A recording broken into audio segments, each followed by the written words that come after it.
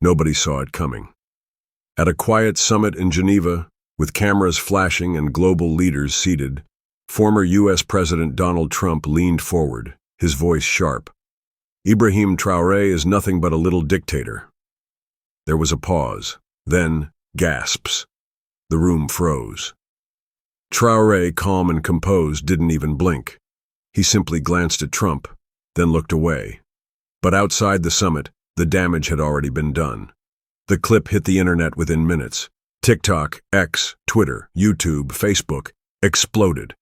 The insult wasn't just to Traoré, it was to millions of Africans who saw in him hope, strength, and a different kind of future. That night in Accra, a group of university students lit candles in silence. In Kenya, a grandmother who had once fought colonial rule wept on live TV. In Nigeria, a teenager posted a TikTok with just 4 words. You insult one, you insult all. The insult wasn't political anymore. It was personal, and the continent began to rise. The next morning, Africa was already awake. Burkina Faso's streets filled with chants. Women wore white. Children carried signs. Youth gathered around phone screens, replaying that moment over and over again. A little dictator. But something shifted. This wasn't anger alone. It was mourning for centuries of disrespect. And it was defiance against the systems that thought Africa would stay silent. In Nairobi, a powerful video went viral. A Kenyan woman holding a picture of Thomas Sankara cried as she spoke. They killed one leader, now they want to shame another. But this time, we are here. The video hit 3 million views in 6 hours. In South Africa, former apartheid survivors took to the streets with signs that read, Traoré is our son. The unity was real. For once, tribal lines didn't matter. Borders meant nothing. This was Africa as one, and Ibrahim Traoré, still silent. But his silence screamed louder than Trump's insult. People were no longer waiting for his response. They were becoming it. In Makoko, Lagos's floating slum, children stood on wooden boats chanting his name. Ibrahim, Ibrahim. Africa was not just watching. Africa was waking up. It was 2:17 a.m. in Ouagadougou when Traoré's phone lit up. He stared at the screen. It was an unknown U.S. number. His aide, nervous, asked, "Should I decline it?" Traoré didn't answer. He picked it up. On the other end, a senior U.S. official, not Trump, tried to apologize. "Captain, this isn't how America really feels. We respect your fight." But Traoré's voice was low and firm. "If you respected us, you'd have said something before the insult. Not after the world saw our dignity trampled on." He hung up. The next day, Traoré did something unexpected. He visited a small school on the edge of Burkina Faso. No security, no speech, just a quiet visit. There, a 9-year-old girl named Alima handed him a note. It read, "Don't cry. Africa loves you. I want to be brave like you." For the first time since Trump's insult, Traoré's eyes filled with tears, not from pain, but from love. The cameras caught it. The moment spread like fire. It wasn't a press conference. It wasn't a viral soundbite. It was a real man, holding a child's hope in his hand. And the world watched in silence. In a dusty village near Burkina Faso's northern border, 14-year-old Hamidou heard about the insult. His father, a farmer, turned off the radio and said nothing. But Hamidou couldn't sleep. He had seen Traoré once, during a convoy visit. He remembered his firm handshake, the way he knelt to greet the village elders, the way he whispered, "I haven't forgotten where I come from." Now, the world was laughing at him? No. Hamidou picked up an old phone and made a shaky video. "This is my president. If you say he is small, then we are all small. But remember, ants move in armies, and we bite." The video, raw and tearful, hit YouTube Shorts and TikTok overnight. 10 million views, Thousands of comments from Africans, Caribbeans, and even Black Americans poured in. Hamidou, you speak for us. This is our Malcolm, our Lumumba, our Sankara. Suddenly the insult wasn't just an insult, it had become a mirror, a test. The world was watching how Africa would react, and through a boy with cracked lips and trembling hands, the answer began to echo across continents. Accra, 7:32 p.m. A crowd gathered outside the University of Ghana's main auditorium. What started as a panel discussion turned into an ocean of voices, thousands standing, chanting, filming. In the middle of it stood Ama Owusu, a 22-year-old journalism student. She stepped onto a wooden box, her hands shaking. A friend live-streamed on Instagram. And then Ama spoke, not with rage, but with heartbreak. Do you know how many times we've been told our leaders are too loud, too bold, too African? They said Sankara was dangerous, Gaddafi was crazy, Lumumba was unstable. Now they call Traoré a little dictator. But listen, maybe they are scared, because for once, Africa is waking up with a spine. People wept. People screamed. People clapped so hard the live stream crashed. Ama didn't want to be famous, but her speech was shared by celebrities, African musicians, footballers. Even John Boyega reposted it with the words, "Africa is rising. We're watching." The Western media ignored the protest, but the people didn't. Traoré hadn't replied to Trump yet. He didn't need to. Africa had found its voice. And this time, the mic wouldn't be dropped. It would be passed. 3 days after the insult, the UN called an emergency press briefing. It was meant to clarify and de-escalate tensions. But what happened on that stage became one of the most reshared clips in history. The American ambassador took the microphone first. She fumbled, avoided using Traoré's name, and mumbled about respecting sovereignty. Reporters were unsatisfied. Then the African Union's spokesperson, Dr. Elias Mbata, stood up. He cleared his throat. Then he said, "We are not here to beg for dignity. We're here to remind the world that we never lost it." He turned toward the American ambassador. "You called our brother a dictator. But let's talk about who funds coups, who removes leaders, who labels any African that resists control a threat." The room froze. No one clapped. No one moved. A journalist tried to change the subject, but it was too late. The video was already on YouTube. CNN didn't air it, but African creators did. TikTok stitched it with images of Traoré walking among soldiers, hugging orphans, speaking to elders. For once, the truth wasn't coming from newsrooms. It was coming from Africans, and it was impossible to silence. In a small town near Bobo-Dioulasso, Burkina Faso's second-largest city, an old man sat under a mango tree, clutching a cracked, dusty radio. His name was Seydou. He was 84. He'd lived through colonization, seen the rise and fall of Thomas Sankara, and buried 3 sons during coup. Now he sat quietly, listening to global broadcasters talk about Traoré like he was a threat. His granddaughter Awa asked, "Grandpa, why are you crying?" Seydou wiped his eyes and said softly, "Because they always fear the man who refuses their chains." He turned off the radio and picked up a pen. He wrote a letter, not to Traoré, not to America, but to Africa's youth. Do not wait for the West to respect you. Respect yourselves first. Our dignity is not up for negotiation. Awa posted a picture of the letter online. The caption read, "My grandfather has seen everything. He says Traoré reminds him of Sankara. He says we must protect him." The post went viral. Young Africans began reading the letter on TikTok with tears in their eyes. Old men may be slow, but their words, they move mountains. In Lagos, Nigeria, the beat never dies. Afrobeats, hip-hop, drums in the street. It's how people live, dance, survive. But on day 5 after the insult, something unusual happened. The music stopped. A viral challenge began. 1 minute for Traoré. Artists from across Africa muted their performances for 60 seconds in honor of the man called a little dictator. Burna Boy, Tiwa Savage, Sarkodie, Diamond Platinums, all joined in. Clubs paused their speakers, cars went quiet, streets fell silent. A moment of stillness, then a roar.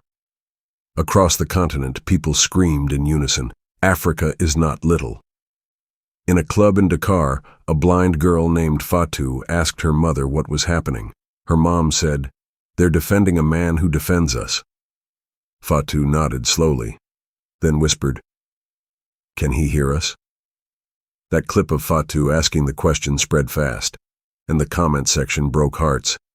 "Yes, Fatou, he hears you. We all do." Traoré had still not spoken publicly, but it didn't matter anymore. The silence had become a movement, a quiet force shaking the loudest empires. In the heart of Bamako, Mali, something unimaginable unfolded. 1,000 widows, dressed in black, marched silently with candles. Each woman held a photo of a husband or son, lost to war, terrorism, or foreign intervention. At the front stood Mariama Diarra, whose husband died in 2019, shot in a raid by militants. She had never spoken to media, but now her voice was clear. "My husband died fighting for our land, but the world never mourned him. Now they insult the one leader who speaks for us? Not today, not anymore." As they marched, one woman fainted, another collapsed in tears, but none turned back. Their candles lit up the streets, their grief lit up the continent. The photos, the silence, the unity. It was unbearable to watch without crying. Global media outlets tried to avoid covering the march, but a drone video, uploaded by a student, changed everything. The footage went viral. Celebrities reposted it. African leaders stayed silent, but the people did not. Ibrahim Traoré watched the video in private, and that night, for the first time, he sat with his advisors and said quietly, "Prepare the podium. I will speak." Africa held its breath. The world was watching. The stage was ready in Ouagadougou. Flags flew high. Reporters filled the rows. Live streams were set. Phones were up. The word was out. Captain Ibrahim Traoré would speak at 12 noon. But noon passed, then 1 p.m., then 2. No speech. People grew restless. Western journalists whispered that Traoré had backed out. But then, at 2:43 p.m., a single pre-recorded video dropped on his official YouTube channel. No fancy background. Just Traoré, seated in his military shirt, with tired eyes. He began, "I was raised by a mother who sold firewood, and by a land that never promised me anything but struggle. I'm not a perfect man, but I know who I fight for. They call me a little dictator, but I'd rather be little and free than big and owned." He paused, then looked into the camera. "I do not respond with anger. I respond with action. Africa, the mic is yours now. Speak." And just like that, he ended it. Only 3 minutes long. But the internet collapsed. The clip was watched 92 million times in 24 hours. Not a single dry eye. Her name was Margaret Wanjiku, a vegetable seller in Nairobi, barely surviving inflation and a broken healthcare system. But after watching Traoré's video, she went viral, not by choice, but by truth. A street journalist asked her, "Why are Africans crying over a leader from Burkina Faso?" Margaret laughed, then cried. The camera kept rolling. "Because when he speaks, I hear my son." When they insult him, they insult every mother who has buried her child to poverty, war, or silence. We cry, because finally, we are not invisible. Her words broke the internet. Someone added soft music to her clip. A Ghanaian violinist played over it. An animator turned it into a short film. Artists drew portraits of her hugging Traoré. Suddenly, Margaret wasn't a vegetable seller. She was Mother Africa, and everyone saw her. Traoré's team reached out to her. She declined any money. "Just keep doing what you're doing," she said. "Don't kneel to the ones who want you quiet." Millions commented under her video, "You made me cry, Mama." This is no longer politics. This is healing. And across the world, Africans wept for a future they had almost stopped believing in. Outside the U.S. Embassy in Ouagadougou, a 12-year-old girl stood alone, holding a cardboard sign. It read, "Do you think we are jokes?" Her name was Yassine, and she had drawn a small heart next to Traoré's name. Security tried to push her away, but someone filmed her. She didn't move. A reporter asked, "Why are you here?" She replied softly, "Because they laughed at my president, but I've seen him feed people who have nothing. He opened a school near my village. He gave us books. If standing here makes them see us, then I'll stay." The video went viral in the U.S., not because of her words, but because of what happened next. A young African-American boy named Terrell saw the clip and made a video. "She's 12. She gets it. Why don't we?" He spoke of his dad, who always told him to be proud of his African roots, but no one in his school ever respected that. Now he had a name to say when they mocked him. Ibrahim Traoré. 2 children, 2 continents, 1 broken chain. In northern Burkina Faso, near the Sahel, 11-year-old Abdoulaye had known war longer than peace. At age 9, militants raided his village. He watched them burn his father alive. They gave him a gun and said, "Now you belong to us." But Abdoulaye escaped. He ran for 2 days barefoot, bleeding, until a soldier found him and brought him to a safe camp, a place created by Traoré himself for children like him. He didn't speak for weeks. Then, one morning after Traoré's speech went viral, Abdoulaye asked for a piece of chalk. He walked to a blackboard, trembling, and wrote 3 words: "He saved me." The soldier filming began to cry. Abdoulaye had never said a word until that day. When the video hit the internet, people broke down. This wasn't politics anymore. This was the face of a child who had every reason to give up, but didn't, because one man dared to believe in protection without permission. Donations flooded in. Journalists begged for interviews, but the camp said no. He has already spoken. Abdoulaye's chalkboard became a symbol of survival, of grace, and of the voice war could not kill. It was supposed to be just another night in Ouagadougou, but at exactly 9 p.m. the entire capital lost power, not from failure, but from purpose. Across the city, people turned off their lights, TVs, radios, everything. Complete silence, complete darkness. Why? To honor the nameless, the ones who had died before this moment of awakening. The moment was called the Black Hour. Churches dimmed their candles, mosques closed early, even clubs stopped the music. But in that stillness, people gathered with candles, flashlights, and phone screens showing one image: Traoré standing with children. Some cried, some prayed, but one grandmother, holding a candle beside her grandson, whispered, "I never thought I'd live long enough to see someone love us this loudly." The silence stretched for 60 minutes. Then, as if by signal, drums started in the east, then clapping in the west, then tears everywhere. It was not a protest, it was a funeral, for every dream that had once died, and a birth ceremony, for a continent reclaiming its voice. Traoré watched from the presidential residence and wept, not for himself, but for those who never got to see this night. The next morning, breaking news stunned the continent.